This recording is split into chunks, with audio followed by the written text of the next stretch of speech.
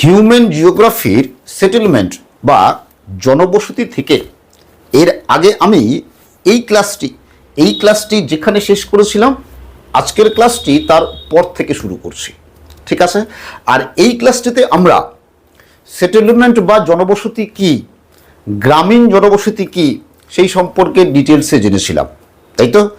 আর আজকের ক্লাসে আমরা গ্রামীণ জনবসতির শ্রেণীবিভাগ অর্থাৎ গোষ্ঠীবদ্ধ বসতি বা পিণ্ডাকৃতি বসতি, বিক্ষিপ্ত বসতি বা বিচ্ছিন্ন বসতি এবং রৈখিক বসতি সম্পর্কে ডিটেলসে জানব। ঠিক আছে? তো প্রথমে আমি এই তিন রকমের বসতি থেকে কি কি এমসিকিউ আসতে পারে পরীক্ষাতে, ক্লাস 12 থার্ড সেমিস্টারের জন্য এবং এসএলএসটি পরীক্ষার জন্য, দুটার জন্যই কি কি এমসিকিউ আসতে পারে প্রথমে আমি ডিটেলসে বুঝিয়ে দেব এবং শেষে আজকের ক্লাস থেকে আগের দিনের ক্লাসের মতোই একটা মক টেস্ট নেব। ঠিক আছে? ফলে তোমরা শুরু থেকে শেষ পর্যন্ত খুব ভালো করে শোনো। আশা করি তোমরা যদি শুরু থেকে শেষ পর্যন্ত দেখো তাহলে নিজে নিজেই মক টেস্টের সব প্রশ্নের উত্তর করতে পারবে।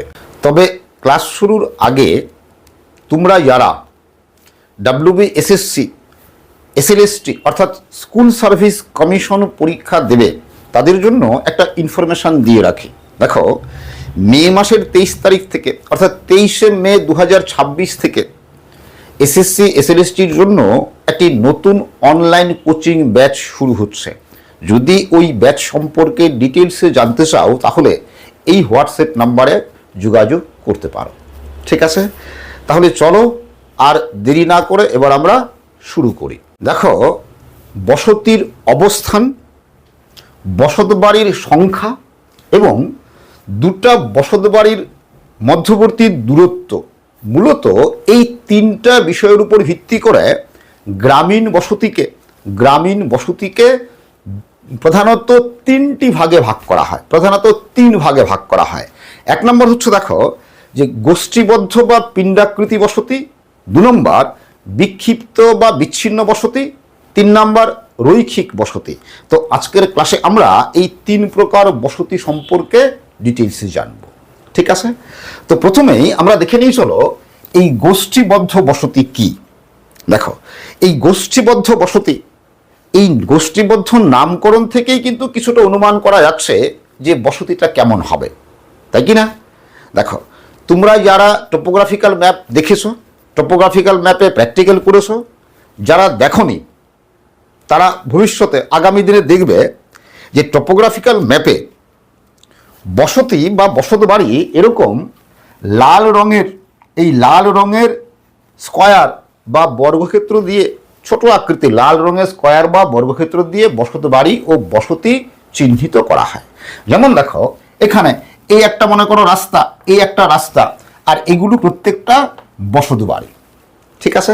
তো এই যে বসতবাড়িগুলো আছে আমরা কি দেখছি, এই বসতবাড়িগুলো কি খুব কাছাকাছি, একটা বাড়ির খুব কাছেই আরেকটা বাড়ি, তাই তো? খুব কাছাকাছি অবস্থান করে এই যে বসতি গড়ে তুলেছে, এই বসতিটাই হচ্ছে কি গোষ্ঠীবদ্ধ বসতি। তোমরা ছবিতে লক্ষ্য করো, গোষ্ঠীবদ্ধ বসতি ঠিক এরকম হয়। তো আমরা গোষ্ঠীবদ্ধ বসতি কাকে বলে কি বলতে পারি? তাহলে দেখো, যে কোনো একটি নির্দিষ্ট স্থানে একই পরিবেশে অনেকগুলি পরিবার কাছাকাছি বসতবাড়ি নির্মাণ করে বসবাস করার ফলে যে বসতি গড়ে ওঠে তাকে গোষ্ঠীবদ্ধ বসতি বলে। আর এই গোষ্ঠীবদ্ধ বসতি যখন আরও বড় আকৃতি ধারণ করে, তখন সেই বসতিকে পিণ্ডাকৃতি বসতি বলে। এবার আমরা দেখে নিই, চলো, এই গোষ্ঠীবদ্ধ বসতি কোথায় কোথায় গড়ে ওঠে। ঠিক আছে? দেখো, গ্রামে যেখানে একাধিক রাস্তা এসে মিলিত হয়, অর্থাৎ একাধিক রাস্তার মিলনস্থলে এরকম গোষ্ঠীবদ্ধ বসতি গড়ে ওঠে। প্রশ্ন হতে পারে, কিন্তু সহজ প্রশ্ন, যে একাধিক রাস্তার মিলনস্থলে, গ্রামে একাধিক রাস্তার মিলনস্থলে কোন বসতি গড়ে ওঠে? তাহলে উত্তর কি হবে? গোষ্ঠীবদ্ধ বসতি। ঠিক আছে? আবার দেখো, যে পানীয় জলের উৎস বা ভৌম জলের উৎসের কাছে, কি বলছি, পানীয় জলের উৎস বা ভৌম জলের উৎসের কাছে, অর্থাৎ পুকুর বা পুষ্করণী, হ্রদ প্রস্রবণ, মরুদ্যান, এইসবকে কেন্দ্র করে গোষ্ঠীবদ্ধ বসতি গড়ে ওঠে। ঠিক আছে, ইম্পর্টেন্ট, কিন্তু এখান থেকে প্রশ্ন হয়। তার মানে কি বললাম, দেখো, পানীয় জল বা ভৌম জলের উৎস অর্থাৎ পুকুর, হ্রদ, প্রস্রবণ, মরুদ্যান, এসবকে কেন্দ্র করে গোষ্ঠীবদ্ধ বসতি গড়ে ওঠে। ঠিক আছে, দেখো, শুষ্ক অঞ্চলে যেখানে জলের খুব অভাব, সেখানে দেখা যায় যে যেখানে জলের উৎস যেটা সেই জলের উৎসের চারপাশে বা জলের উৎসের কাছে বসতি গড়ে উঠতে দেখা যায়, এবং সেই বসতি গোষ্ঠীবদ্ধ বসতি হয়। আর এই বসতিটাকেই এই জলবিন্দু বা আর্দ্রবিন্দু বসতি বলে। যেমন মরু অঞ্চলে শুষ্ক এলাকা, তাই তো, জলের খুব অভাব, তাই তো, মরু অঞ্চলে মরুদ্যানকে কেন্দ্র করে এরকম জলবিন্দু বা আর্দ্রবিন্দু বসতি গড়ে ওঠে। এটা কিন্তু প্রশ্ন হতে পারে, মরু অঞ্চলে বা মরুদ্যানকে কেন্দ্র করে কোন ধরনের বা কোন বসতি গড়ে ওঠে? তাহলে গোষ্ঠীবদ্ধ বসতি, এবং সেটা কি, সেই বসতিটাকে কি বলে? সেই বসতিটাকে জলবিন্দু বা আর্দ্রবিন্দু বসতি বলে। আবার দেখো, কোনো আকর্ষণীয় স্থান বা কোনো দর্শনীয় স্থানকে কেন্দ্র করে এরকম গোষ্ঠীবদ্ধ বসতি গড়ে উঠতে পারে। যেমন পশ্চিমবঙ্গের বক্রেশ্বর, তারাপীঠ, এসবকে কেন্দ্র করে গোষ্ঠীবদ্ধ বসতি গড়ে উঠেছে। ঠিক আছে, আবার দেখো যে কোনো খনি খননকে কেন্দ্র করে এরকম গোষ্ঠীবদ্ধ বসতি গড়ে উঠতে পারে। যেমন ছোটনাগপুর মালভূমি অঞ্চলে যেখানে খনিগুলো আছে, বিভিন্ন খনিজ সম্পদ উত্তোলন করা হয়, এই খনিগুলোকে কেন্দ্র করে এরকম গোষ্ঠীবদ্ধ বসতি গড়ে উঠতে পারে বা গড়ে উঠেছে। আর দেখো, উর্বর জমিকে কেন্দ্র করে, দেখো, যেখানকার জমি উর্বর, তো উর্বর জমি স্বভাবতই কি কৃষিকাজের উপযুক্ত, তো ওই উর্বর জমিতে কৃষিকাজ করার জন্য কৃষক পরিবার ওখানে গিয়ে গোষ্ঠীবদ্ধভাবে বসবাস করে। তাহলে এই উর্বর জমিতেও বা উর্বর জমিকে কেন্দ্র করেও গোষ্ঠীবদ্ধ বসতি গড়ে উঠতে পারে। মনে রাখবে, পৃথিবীর গ্রামীণ জনসংখ্যার বেশিরভাগটাই এই গোষ্ঠীবদ্ধ বসতিতে বসবাস করে। ঠিক আছে, এবার আমরা দেখে নিই, চলো, এই গোষ্ঠীবদ্ধ বসতির বৈশিষ্ট্যগুলি কি কি। দেখো, খুব সহজ বৈশিষ্ট্য কিছু আছে। কিরকম? দেখো, যে বসত বাড়িগুলির মধ্যে পারস্পরিক দূরত্ব কম। এই যে তোমরা ছবিতে দেখছো, দুটো বাড়ির মাঝের দূরত্ব কি তুলনামূলকভাবে খুব কম হয়। তার মানে গোষ্ঠীবদ্ধ বসতিতে বাড়িগুলির মধ্যে পারস্পরিক দূরত্ব কম হয়। 2 নম্বর বৈশিষ্ট্য দেখো, যে এই গোষ্ঠীবদ্ধ বসতিতে 30 থেকে 100টি বা তার বেশি বাড়ি অবস্থান করে, বা 30 থেকে 100টি বা তার বেশি সংখ্যক বসত বাড়ি নিয়ে গোষ্ঠীবদ্ধ বসতি গড়ে ওঠে। ঠিক আছে, 3 নম্বর বৈশিষ্ট্য দেখো, যে গোষ্ঠীবদ্ধ বসতির জনসংখ্যা 500 থেকে 1000 জন বা তার বেশি হতে পারে। সবচেয়ে ইম্পর্টেন্ট বৈশিষ্ট্য দেখো, যে অধিবাসীদের মধ্যে অর্থনৈতিক ও সামাজিক যোগাযোগ থাকে। মানে গোষ্ঠীবদ্ধ বসতিতে যারা বসবাস করে, সেখানকার অধিবাসীদের মধ্যে অর্থনৈতিক ও সামাজিক যোগাযোগ থাকে। বিষয়টা কীরকম দেখো, অর্থনৈতিক ও সামাজিক যোগাযোগ কীরকম দেখো। প্রথমে অর্থনৈতিক যোগাযোগ বলি। দেখো, তো ওই গোষ্ঠীবদ্ধ বসতির, মনে রাখবে, বেশিরভাগ গোষ্ঠীবদ্ধ বসতির মানুষের প্রধান জীবিকাই হচ্ছে কৃষিকাজ। ওকে, তো মনে করো 50টা বাড়ি আছে। এবার এই 50টা বাড়ির মধ্যে কোনো একটা গোষ্ঠীবদ্ধ বসতিতে 50টা বাড়ি আছে। এবার 50টা বাড়ির মধ্যে দেখা যাবে যে দু একটা বাড়ির মালিক প্রচুর জমি, মালিকের প্রচুর জমি আছে। ঠিক আছে, অনেকটা জমিদার শ্রেণীর। আবার কয়েকটা বাড়ি থাকবে যাদের কোনো জমিই নেই, ভূমিহীন কৃষক, কিন্তু তারাও কৃষিকাজের সঙ্গে যুক্ত। এবার কি দেখো, তাহলে যার প্রচুর জমি আছে সে কার উপর নির্ভর করবে? যার প্রচুর জমি আছে সে নির্ভর করবে কার উপরে? সে নির্ভর করবে হচ্ছে কি, যার জমি নাই, কৃষি শ্রমিক, তার উপরে। আবার যে কৃষি শ্রমিক, সে কার উপর নির্ভর করবে? উপার্জন করার জন্য কার উপর নির্ভর করবে? যে জমিদার, যার প্রচুর জমি আছে, তার ওখানে কাজ করবে। তাই তো, তার মানে কি পারস্পরিক কি নির্ভরতা থাকবে। এটা কি অর্থনৈতিক যোগাযোগ। শহরের ক্ষেত্রে কিন্তু এরকম হয় না। পাশাপাশি 2টা বাড়ি বা একই পাড়ার মধ্যে যেসব লোকেরা বসবাস করে, তারা কিন্তু অর্থনৈতিকভাবে একজনের সাথে আরেকজনের সম্পর্ক নাও থাকতে পারে। ঠিক আছে, সামাজিক যোগাযোগ, দেখো সামাজিক যোগাযোগ কীরকম, যে গ্রামে যেটা হয়, গ্রামে এই গোষ্ঠীবদ্ধ বসতিতে গ্রামে যারা গ্রামে বসবাস করো তারা জানো যে গ্রামে এক গ্রামের কোনো একজন ব্যক্তি প্রায় গ্রামের সবাইকেই চেনে। গ্রাম যদি ছোট হয় সবাইকেই চেনে, এবং কারো বাড়িতে সামাজিক অনুষ্ঠান হলে পরে, কোনো সামাজিক অনুষ্ঠান যদি হয় তখন তার সামর্থ্য অনুযায়ী সেই গ্রামের মানুষকে আমন্ত্রণ জানায়, নিমন্ত্রণ করে, তাই তো? যারা পারে তারা গ্রামের সবাইকেই নিমন্ত্রণ করে। এছাড়াও গ্রামে কেউ বিপদে পড়লে, কেউ যদি কোনো সমস্যায় পড়ে, কোনো বিপদে পড়ে, কোনো ইমার্জেন্সি বা জরুরি প্রয়োজন হয়, তখন একে অপরের সাহায্য করে। ফলে এটা কি সামাজিক যোগাযোগ। শহরের ক্ষেত্রে কিন্তু সেটা হয় না। শহরে এরকমও হয়, বড় বড় শহরে এক বাড়ি তার পাশের বাড়ির মানুষ কি করছে, তারা কেমন আছে, সেই খবরটুকু পর্যন্ত জানে না। ফলে শহরাঞ্চলে বাসিন্দাদের মধ্যে কিন্তু কি সামাজিক যোগাযোগ থাকে না, কিন্তু গোষ্ঠীবদ্ধ বসতির মানুষের মধ্যে বা অধিবাসীদের মধ্যে কি বলছি, সামাজিক যোগাযোগ, অর্থনৈতিক যোগাযোগ থাকে। এটা কিন্তু খুব ইম্পর্টেন্ট বৈশিষ্ট্য। ঠিক আছে। আর কি দেখো, যে যেহেতু বাড়ির সংখ্যা বেশি, তাই তো, অনেকগুলো বসত বাড়ি বা অনেকগুলো পরিবার একসঙ্গে বসবাস করে, ফলে কি ওখানে কয়েকটা দোকান তৈরি হতে পারে, দোকান তৈরি হবে, ছোট হাট বা বাজার তৈরি হতে পারে, তাই তো, চলাচলের জন্য বা যাওয়ার জন্য রাস্তাঘাট তৈরি হবে। ফলে গোষ্ঠীবদ্ধ বসতিতে দোকান বাজার যোগাযোগের সুবিধা পাওয়া যায়। আরেকটা বড় সুবিধা কি বলতো, আরেকটা বড় সুবিধা যে গোষ্ঠীবদ্ধ বসতিতে যারা বসবাস করে তারা নিরাপত্তার অভাব বোধ করে না, তারা নিরাপদে থাকতে পারে। কারণ বিপদে পড়লে কি একে অপরকে সাহায্য করে, বা একের বিপদে, কোনো একজনের বিপদে অন্যেরা ছুটে আসে। ফলে গোষ্ঠীবদ্ধ বসতিতে কি হয়, বসতিতে নিরাপত্তার অভাব অনুভব হয় না। এবার আমরা দেখে নিই চলো যে গোষ্ঠীবদ্ধ বসতি গড়ে ওঠে কেন, বা গোষ্ঠীবদ্ধ বসতি গড়ে ওঠার কারণগুলি কী কী। ঠিক আছে, দেখো প্রথম কারণ, দেখো যে সামাজিক কারণ বিষয়টা কীরকম। দেখো যে আমরা সকলেই জানি যে মানুষ কি সমাজবদ্ধ জীব, তাই তো। মানুষের স্বাভাবিক প্রবৃত্তি কি, মানুষের স্বাভাবিক প্রবৃত্তি হচ্ছে কি অন্যের সহচর্যে থাকা, তাই তো। তো এই যে অন্যের সহচর্যে থাকা মানুষের এই যে স্বাভাবিক প্রবৃত্তি, এই প্রবৃত্তির থেকেই মানুষ কি করে, মানুষ কি কাছাকাছি, একে অন্যের কাছাকাছি বসতবাড়ি নির্মাণ করে, তাই তো, একে অন্যের কাছাকাছি বসতবাড়ি নির্মাণ করে বসবাস করে। আর যখন কাছাকাছি বসতবাড়ি নির্মাণ করে বসবাস করে তখন কি গোষ্ঠীবদ্ধ বসতিতে পরিণত হবে, তাই কি না, পরিণত হয়।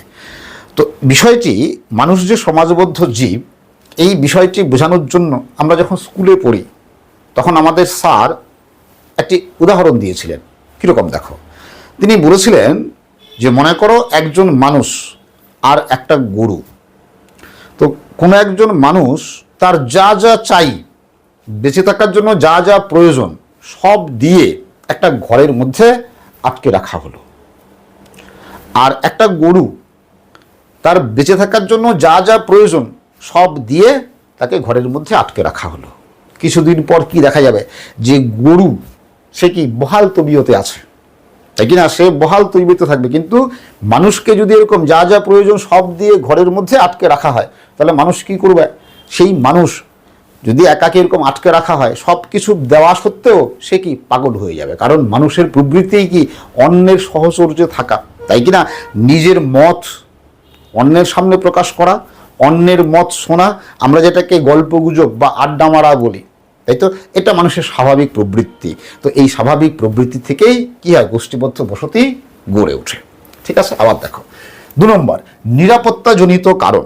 কীরকম দেখো, যে যেসব এলাকায় দস্যুরা হানা দেয়, চোর ডাকাতের খুব উপদ্রব, বা বন্য জন্তুরা আক্রমণ করে, বন্য জন্তুদের দ্বারা আক্রান্ত হওয়ার সম্ভাবনা আছে, সেই সব এলাকায় মানুষেরা কি করে, নিরাপত্তার কারণেই মানুষ ছড়িয়ে ছিটিয়ে বাড়িঘর তৈরি না করে একজনের বাড়ির পাশেই গিয়ে আরেকজন বাড়ি তৈরি করে, তাই কি না। কেন, যেন নিরাপদে থাকতে পারে। যদি কোনো শত্রুর আক্রমণ হয়, চোর ডাকাতের উপদ্রব হয়, বন্যজন্তুর আক্রমণ হয়, তাহলে সেই আক্রমণ যেন সবাই মিলে মোকাবেলা করতে পারে, তাই তো। এই জন্য মানুষ কি করে এই নিরাপত্তার কারণে গোষ্ঠীবদ্ধ বসতি তৈরি করে বসবাস করে। ঠিক আছে, এবার দেখো 3 নাম্বার, ভূ প্রকৃতি ও মৃত্তিকা। কিরকম দেখো, যে পার্বত্য অঞ্চলে যেখানে সমতল জমি বা সমতল ভূমির খুব অভাব, তো বাড়িঘর তৈরি করতে গেলে কি লাগবে, কিছুটা ভূমি সমতল লাগবে, তো তাই কি না? তো পার্বত্য অঞ্চল এবং অনুর্বর অঞ্চলে যেখানে বসতবাড়ি নির্মাণ করা সহজসাধ্য নয়, সেই সব এলাকায়, সেই পার্বত্য অঞ্চলে বা সেই সব এলাকায় যদি কোনো সমতল জায়গা পাওয়া যায়, তো কি করে ওখানে ওই সমতল জায়গাটাতে গিয়ে সবাই বসতবাড়ি নির্মাণ করে বসবাস করে, ফলে ওই বসতিটা কী হবে, গোষ্ঠীবদ্ধ বসতি হবে, তাই তো? আবার কি হয়, যে সমতল উর্বর অঞ্চলে কৃষিকাজের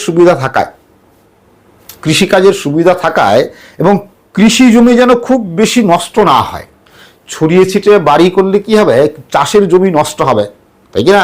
তো উর্বর অঞ্চলে কৃষি জমি নষ্ট যেন না হয়, এই জন্য কি করে অনেক কৃষক পরিবার কাছাকাছি বাড়ি তৈরি করে বসবাস করে, ফলে ওই বসতিটা কি হবে, গোষ্ঠীবদ্ধ বসতিতে পরিণত হবে।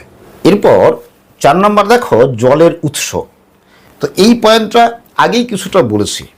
দেখো, যদি তোমাদের জিজ্ঞেস করি যে আমরা সারাদিনে যত বস্তু ব্যবহার করি তার মধ্যে সবচেয়ে বেশি পরিমাণে ব্যবহার করি কি, এর উত্তর কি হবে, আমরা সবচেয়ে বেশি পরিমাণে ব্যবহার করি জল।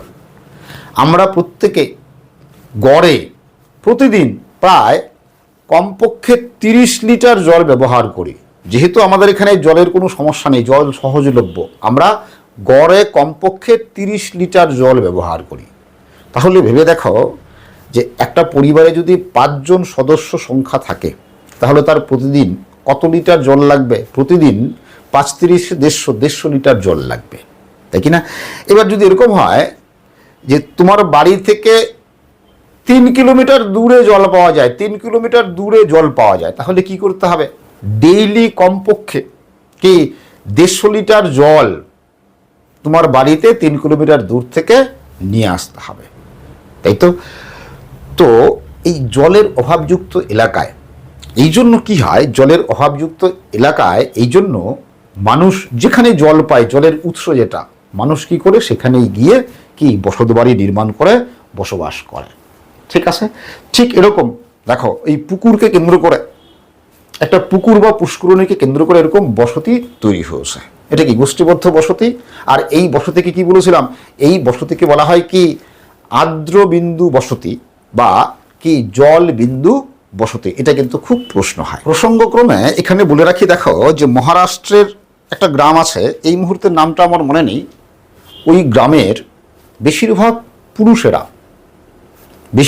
পুরুষেরা অবিবাহিত থাকে, কারণ ওরা বিবাহের জন্য পাত্রী পায় না।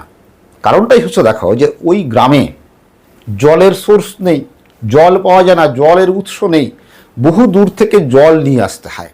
এবার সাধারণত এই জল আনা নেওয়ার কাজ কারা করে, সাধারণত জল আনা নেওয়ার কাজ করে কি ঘরের মহিলারা, তাই তো, স্ত্রীরা, তাই তো। তো এই জন্য বাইরের অন্য কোনো গ্রামের মেয়ে ওই গ্রামে বিয়ে দেয় না, কোনো ছেলের সাথে বিয়ে দিতে চায় না, কারণ বিয়ে দিতে গেলে তাকে কী করতে হবে, তাকে ওই অনেক দূর থেকে জল বয়ে নিয়ে আসার কাজ করতে হবে। ঠিক আছে, দেখো এরপরে অর্থনৈতিক কারণ। এটা খুব সহজ, যে যেসব এলাকায় কৃষিকাজের সুযোগ সুবিধা আছে বা যেসব এলাকায় কাঁচামাল সহজলভ্য, কুটির শিল্প ও ক্ষুদ্র শিল্প গড়ে তোলার জন্য কাঁচামাল সহজে পাওয়া যায় সেখানে, এবং যেসব এলাকায় সম্পদ সংগ্রহের সুবিধা আছে সেই সব এলাকাতে মানুষ গোষ্ঠীবদ্ধভাবে বসবাস করে বা গোষ্ঠীবদ্ধ বসতি গড়ে তোলে। এরপর দেখো সাংস্কৃতিক কারণ। কীরকম দেখো, যে স্কুল, কলেজ, ধর্মীয় স্থান, উপাসনালয় এগুলোকে ভিত্তি করে বা পর্যটন কেন্দ্র এগুলোকে কেন্দ্র করে বা এগুলোকে ভিত্তি করে গোষ্ঠীবদ্ধ বসতি গড়ে ওঠে। এবার আমরা দেখে নিয়ে চলো এই বিক্ষিপ্ত বসতি কি। দেখো বিক্ষিপ্ত বসতি এই নামকরণ থেকেই কিন্তু অনেকটা ধারণা করা যায়, অনেকটা অনুমান করা যায় যে বসতিটা কেমন হবে, তাই কি না? দেখো যে কোনো একটা এলাকায় যদি কয়েকটি পরিবার ছড়িয়ে ছিটিয়ে বসতবাড়ি নির্মাণ করে বসবাস করে, যেমন মনে করো এই একটা বসতবাড়ি, এই একটা বসত বাড়ি, এই একটা বসত বাড়ি, এই একটা বসত বাড়ি, এই একটা বসত বাড়ি, তাহলে কি আছে দেখো, এই কয়েকটা বসত বাড়ি কি ছড়িয়ে কোনো একটা এলাকায় ছড়িয়ে ছিটিয়ে অবস্থান করছে, তাই কি না? তো এরকম বসতিকেই বলা হয় বিক্ষিপ্ত বসতি। তোমরা ছবিতে লক্ষ্য করো, এই হচ্ছে বিক্ষিপ্ত বসতি। দেখো ইউএসএ, অস্ট্রেলিয়া, কানাডার যে খামার বসতি আছে, এই খামার বসতিগুলি বিক্ষিপ্ত বসতির উদাহরণ। আবার কেমন দেখো, মনে করো এই একটা মূল গ্রামীণ বসতি, কি বলছি, এটা একটা মূল গ্রামীণ বসতি। এবার এই মূল গ্রামীণ বসতি থেকে অনেক সময় কি হয়, কিছুটা দূরে দেখো, এই যে এখানে মূল গ্রামীণ বসতি থেকে কিছুটা দূরে কয়েকটা বাড়িঘর নিয়ে, কয়েকটা বসত বাড়ি নিয়ে একটা বসতি গড়ে উঠেছে, ঠিক আছে? তার মানে কি, এই মূল বসতি থেকে দূরে, এই তো কয়েকটা বাড়িঘর নিয়ে একটা বসতি গড়ে উঠেছে। তো এই বাড়িঘরগুলো কি আছে, অনেকটা ছড়িয়ে ছিটিয়ে আছে, কয়েকটা বসত বাড়ি মাত্র, তাই তো? তো এরকম মূল বসতি থেকে দূরে, মানে মূল গ্রামীণ বসতি থেকে দূরে বিচ্ছিন্নভাবে, এর সঙ্গে এই মূল বসতির সঙ্গে এর যোগাযোগ প্রায় নেই, ঠিক আছে? তাহলে মূল বসতি থেকে এরকম বিচ্ছিন্নভাবে কয়েকটি বাড়িঘর নিয়ে যে বসতি গড়ে উঠে, সেই বসতিকে হ্যামলেট বা ক্ষুদ্র গ্রাম বলে। কি বলছি, হ্যামলেট বা ক্ষুদ্র গ্রাম বলে। এটা কিন্তু খুব ইম্পর্টেন্ট, ঠিক আছে? তো এই হ্যামলেট বা ক্ষুদ্র গ্রামে কিন্তু যোগাযোগ, মূল বসতির সাথে যোগাযোগ প্রায় নেই, এরা কিন্তু প্রায় বিচ্ছিন্নভাবে অবস্থান করে। তো এটা কিন্তু খুব প্রশ্ন হয় যে প্রায় যোগাযোগহীন ক্ষুদ্র গ্রামীণ বসতিকে কি বলে? তাহলে উত্তর কি হবে?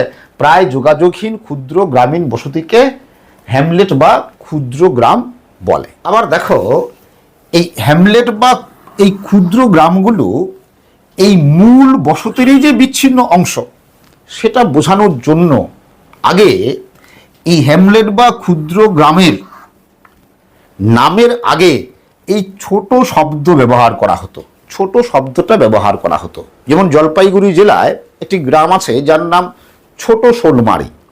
দেখো, শোলমারি একটা গ্রাম আছে, সেটা মূল বসতি। এবার ছোট শোলমারি আরেকটা বসতি এলাকা আছে, যেটা কি ওই শোলমারিরই, মানে মূল বসতি শোলমারিরই বিচ্ছিন্ন অংশ, এই জন্য নামের আগে ছোট শব্দটা ব্যবহৃত হয়েছে, ঠিক আছে?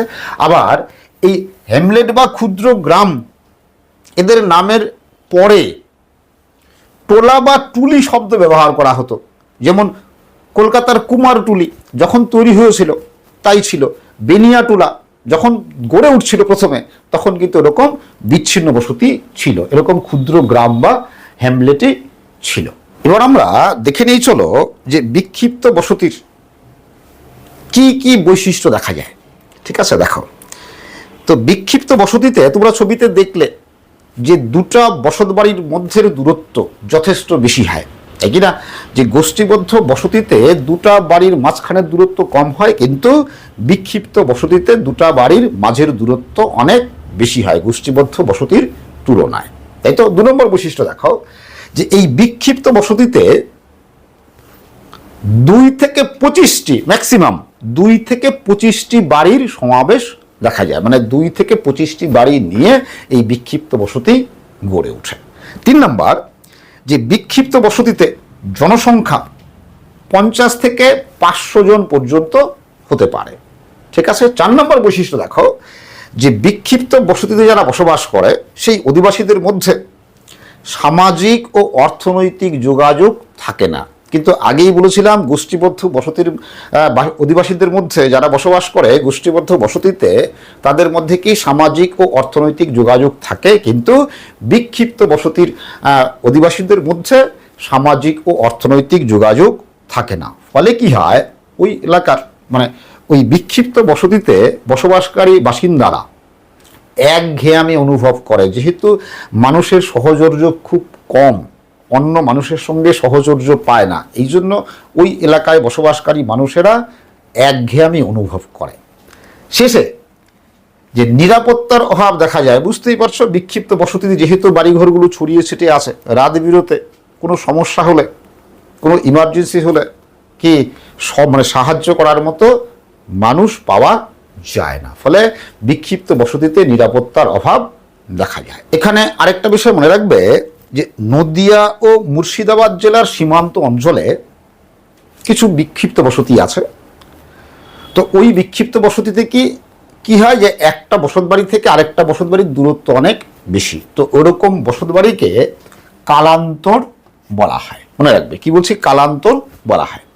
এবার দেখো যে এই বিক্ষিপ্ত বসতি কোথায় এবং কেন গড়ে ওঠে, কোথায় কোথায় গড়ে ওঠে এবং কেন গড়ে ওঠে। দেখো এই বিক্ষিপ্ত বসতি বন্যাপ্রবণ অঞ্চলে গড়ে ওঠে। কেন দেখো কিভাবে, যেসব এলাকা নিচু, বর্ষাকালে অল্প বৃষ্টিতেই জল দ্বারা প্লাবিত হয় বা বন্যার জল দ্বারা প্লাবিত হয়। তো ওইসব এলাকার মধ্যে ডোবা জায়গা, ওইসব এলাকার মধ্যে তুলনামূলকভাবে যে জায়গাটা উঁচু, যেখানে বন্যার জল সচরাচর পৌঁছায় না বা বন্যার জল দ্বারা প্লাবিত হয় না, পার্শ্ববর্তী সব এলাকা প্লাবিত হয়। তো ওখানে কি হয় যে কয়েকটি পরিবার ছড়িয়ে ছিটিয়ে বসতবাড়ি নির্মাণ করে বসবাস করে। তো কি বিক্ষিপ্ত বসতি গড়ে ওঠে, তাই তো।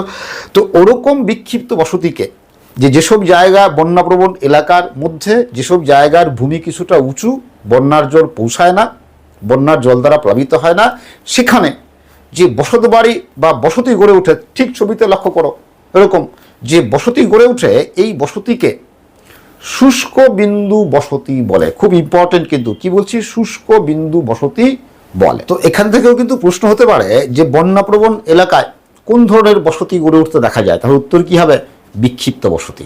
ঠিক আছে। 2 নম্বর দেখো, অনুর্বর মৃত্তিকা। খুব সহজ, যেসব জায়গার মৃত্তিকা অনুর্বর, ফসল উৎপাদন ভালো হয় না এবং অন্যান্য সম্পদ সংগ্রহেরও সুবিধা নেই, সেখানে অতি কষ্টে কিছু মানুষ ছড়িয়ে ছিটিয়ে বসতবাড়ি নির্মাণ করে বসবাস করে, তাহলে সেই বসতিটা কি হবে, বিক্ষিপ্ত বসতি। এরপর দেখো, প্রতিকূল জলবায়ু। যেসব জলবায়ুযুক্ত এলাকা, চরম উষ্ণ এলাকা, যেমন মরু অঞ্চল, চরম শীতল এলাকা যেখানে তুষারপাত হয়, যেখানে বসবাস করা খুবই কষ্টসাধ্য, সেই সব এলাকাতেও কিছু পরিবার, কিছু সংখ্যক মানুষ বসতবাড়ি ছড়িয়ে ছিটিয়ে বসতবাড়ি নির্মাণ করে বসবাস করে। তো প্রশ্ন হতে পারে যে মরু অঞ্চলে কোন ধরনের বসতি গড়ে ওঠে, কোন ধরনের মরু অঞ্চলে কি বিক্ষিপ্ত বসতি গড়ে ওঠে, প্রতিকূল জলবায়ুযুক্ত অঞ্চলে বিক্ষিপ্ত বসতি গড়ে ওঠে। 4 নম্বর দেখো, জমি পুনরুদ্ধার। কিরকম দেখো, মনে করো পতিত জমি উদ্ধার করা হলো, ঠিক আছে, পতিত জমি উর্বর হলো, বা জলাভূমির জমি উদ্ধার করা হলো, বা নদীর মাঝখানে বিশাল কোনো চর তৈরি হলো। তো যদি জমি এরকম পুনরুদ্ধার হয়, তখন প্রাথমিকভাবে ওখানে চাষবাস করার জন্য কয়েকটি পরিবার এরকম ছড়িয়ে ছিটিয়ে বসতবাড়ি নির্মাণ করে বসবাস করতে পারে, তাহলে তাদের বসতিটা কি হবে, তাদের বসতি কি বিক্ষিপ্ত বসতি হবে, তাই তো। এরপর দেখো, পশুপালন। তো তৃণভূমি অঞ্চলে পশুপালক যাযাবর যারা আছে, তারা পশুপালন করার জন্য এরকম ছড়িয়ে ছিটিয়ে বিক্ষিপ্তভাবে বসতবাড়ি নির্মাণ করে বসবাস করে, তাহলে তাদের বসতিটা কি বিক্ষিপ্ত বসতি। ঠিক আছে। এবার শেষে অস্পৃশ্যতা ও জাতিভেদ। দেখো, যেসব এলাকার সমাজে এখনো জাতিভেদ আছে, যেখানে জাতিভেদ প্রথা এখনো প্রকটভাবে আছে, সেসব এলাকায় কি হয় যে যারা সমাজের অস্পৃশ্য নিচু জাতি, তাদেরকে মূল গ্রাম্য বসতিতে বসবাস করতে দেয় না, কিন্তু তাদেরকে মূল গ্রাম্য বসতিতে বসবাস করতে দেয় না। তো এই নিচু জাতের মানুষেরা বা অস্পৃশ্য জাতিগোষ্ঠী, যাদেরকে তথাকথিত সমাজ অস্পৃশ্য বলে মনে করে, সেই অস্পৃশ্য জাতিগোষ্ঠী বাধ্য হয়ে ওই মূল গ্রাম্য বসতি থেকে দূরে, অনেকটা দূরে, বিচ্ছিন্নভাবে অনুর্বর এলাকায়, প্রায় যোগাযোগহীন এলাকায় 2-1টা পরিবার ওরকম ছড়িয়ে ছিটিয়ে বসতবাড়ি নির্মাণ করে বসবাস করলে তাদের বসতিটা কি বিক্ষিপ্ত বসতিতে পরিণত হয়। ঠিক আছে। তো এই হচ্ছে গোষ্ঠীবদ্ধ ও বিক্ষিপ্ত বসতির ডিটেইলসে আলোচনা। তো আজকে যদি আবার রৈখিক বসতি করতে যাই, তাহলে ক্লাস অনেক বড় হয়ে যাবে। আজকের ক্লাসে রৈখিক বসতির আলোচনা করছি না, নেক্সট ক্লাসে আমরা রৈখিক বসতির সম্পর্কে ডিটেইলসে জানবো। ঠিক আছে। তো এবার আমরা দেখে নিই, চলো, যে আজকের এই আলোচনা থেকে, আজকের এই ক্লাস থেকে কি কি এমসিকিউ হতে পারে। আমি এমসিকিউগুলো দিচ্ছি, তোমরা এর উত্তর করে কমেন্ট বক্সে কমেন্ট করে আমাকে জানাবে। ঠিক আছে। 1 নম্বর প্রশ্ন, নিচের কোন বৈশিষ্ট্যটি গোষ্ঠীবদ্ধ বসতির বৈশিষ্ট্য নয়? এ, বসতবাড়িগুলির মধ্যে দূরত্ব বেশি। বি, অধিবাসীদের মধ্যে সামাজিক ও অর্থনৈতিক যোগাযোগ থাকে। সি, নিরাপদে বসবাস করা যায়। ডি, দোকান বাজার ও যাতায়াতের সুযোগ পাওয়া যায়। 2 নম্বর প্রশ্ন, একটি পুষ্করিণীকে কেন্দ্র করে যে বসতি গড়ে ওঠে তা হলো এ, রৈখিক বসতি, বি, শুষ্কবিন্দু বসতি, সি, আর্দ্রবিন্দু বসতি, ডি, বর্গাকার বসতি। 3 নম্বর প্রশ্ন, প্রায় যোগাযোগ বিচ্ছিন্ন ও ক্ষুদ্র গ্রামীণ বসতিকে বলে এ, হ্যামলেট, বি, মৌজা, সি, সেন্সাস গ্রাম, ডি, রাজস্ব গ্রাম। 4 নম্বর প্রশ্ন, বন্যাপ্রবণ অঞ্চলে নিচের কোন বসতি গড়ে ওঠে? এ, জলবিন্দু বসতি, বি, শুষ্কবিন্দু বসতি, সি, ভাসমান বসতি, ডি, বৃত্তাকার বসতি। 5 নম্বর প্রশ্ন, মরুদ্যানকে কেন্দ্র করে গড়ে ওঠে এ, জলবিন্দু বসতি, বি, শুষ্কবিন্দু বসতি, সি, হ্যামলেট, ডি, মৌজা। 6 নম্বর প্রশ্ন, নিচের কোনটি বিক্ষিপ্ত বসতির বৈশিষ্ট্য? এ, রাস্তা বা নদীর তীর বরাবর গড়ে ওঠে, বি, বাসিন্দাদের মধ্যে সামাজিক ও অর্থনৈতিক যোগাযোগ থাকে, সি, যাতায়াত ব্যবস্থা অনুন্নত, ডি, কৃষিকাজ প্রধান জীবিকা। 7 নম্বর প্রশ্ন, প্রতিকূল প্রাকৃতিক পরিবেশে গড়ে ওঠে এ, গোষ্ঠীবদ্ধ বসতি, বি, রৈখিক বসতি, সি, বিক্ষিপ্ত বসতি, ডি, বৃত্তাকার বসতি। 8 নম্বর প্রশ্ন, বিবৃতি এসারশন এ, মরু অঞ্চলে শুষ্কবিন্দু বসতি গড়ে ওঠে। কারণ আর, মরু অঞ্চলের প্লায়া হ্রদ জীবন ধারণের জন্য প্রয়োজনীয় জলের উৎস। অপশান এ এবং আর উভয়ই সঠিক, এ এবং আর উভয়ই ভুল, সি, এ সঠিক কিন্তু আর ভুল, ডি, এ ভুল কিন্তু আর সঠিক। এই 8টা প্রশ্ন দিলাম, তোমরা উত্তর করবে, উত্তর করে কমেন্ট সেকশানে লিখবে, আমি দেখে দেব। ঠিক আছে? তো এই 8টা প্রশ্ন ছাড়াও তোমরা যদি ক্লাসটি শুরু থেকে শেষ পর্যন্ত দেখো, আরও বহু প্রশ্ন কিন্তু এর মধ্যে লুকিয়ে আছে, আরও বহু প্রশ্নের উত্তর তোমরা করতে পারবে। ঠিক আছে? তো আজ আমি এখানেই শেষ করছি। তোমরা সবাই ভালো থাকবে, সুস্থ থাকবে, আবার দেখা হবে পরের ক্লাসে।